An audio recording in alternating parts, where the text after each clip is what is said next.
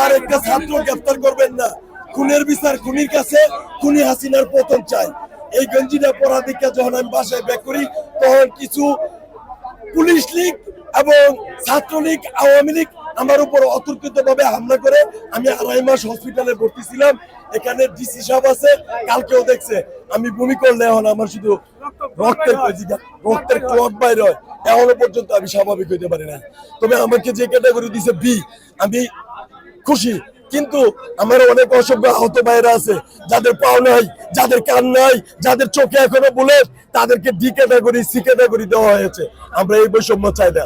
আমরা চাই 2টি ক্যাটাগরি, যারা অঙ্গহানি ঘটেছে, যারা কর্ম করতে পারবে না, যারা মারাত্মক অসুস্থ, তাদেরকে এক ক্যাটাগরিতে রাখা হোক।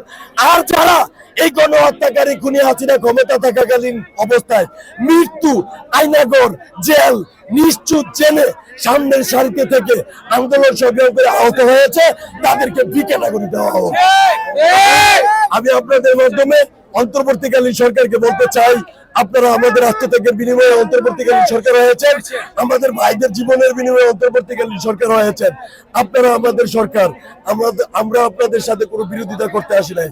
আমাদেরকে নিয়ে যে বৈষম্যের সৃষ্টি করা হচ্ছে, আল্লাহর হস্তে বৈষম্যটা বন্ধ করে দেন।